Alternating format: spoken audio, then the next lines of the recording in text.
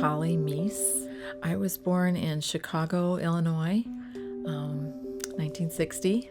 2019, I was still working full-time at the hospital that I worked at, and my husband also was working as well, and we were empty nesters, so we enjoyed the things going on in Sioux City. I think things started to change maybe in the beginning of spring, middle spring type in 2020. We started having to wear masks, and we saw more and more patients coming in with COVID. We had to designate a certain floor for COVID patients. Then things really started to unravel, I would say, probably in the middle of April. We had a couple kids that were graduating. My oldest son was graduating from law school, and my youngest daughter was graduating from undergrad at Loyola, Chicago, and we had to cancel all those plans for their graduations. And I had a week at the end of April and the first week in May taken off for those.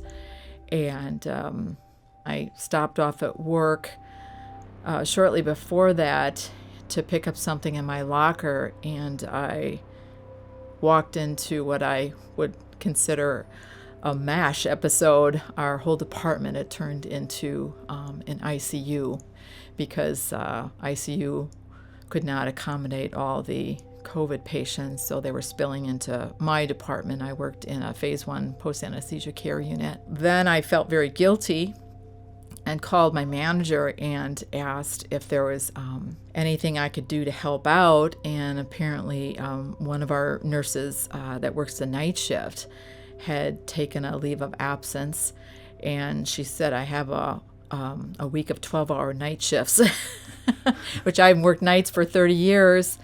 So, but I committed to it, only to realize that these were patients that were a little bit beyond what we were used to taking care of.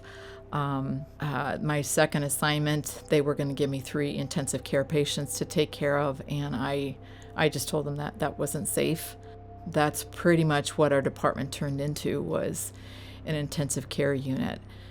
I also remember that's the time I got an app on my phone for Starbucks because I needed a little food therapy, and my routine would be to drive through Starbucks and get a coffee, realizing that that's really the only thing that I was able to drink or eat during the whole day.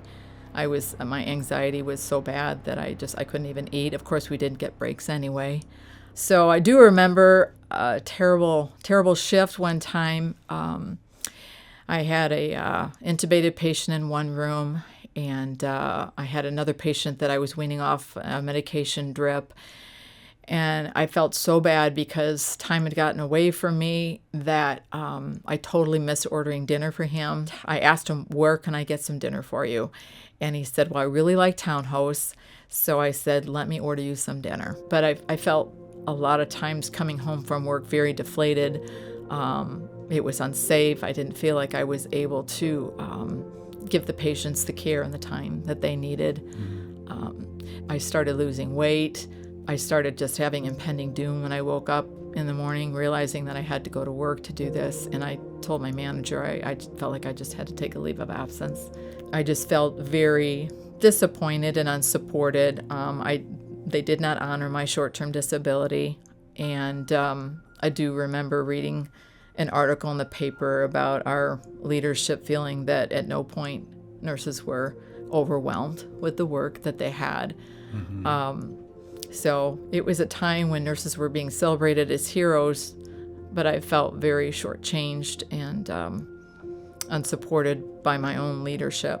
I do remember just going out for more walks and taking advantage of being outdoors and just really appreciating nature more and just the area that we lived in. And one day, I just ended up driving to Okoboji for breakfast.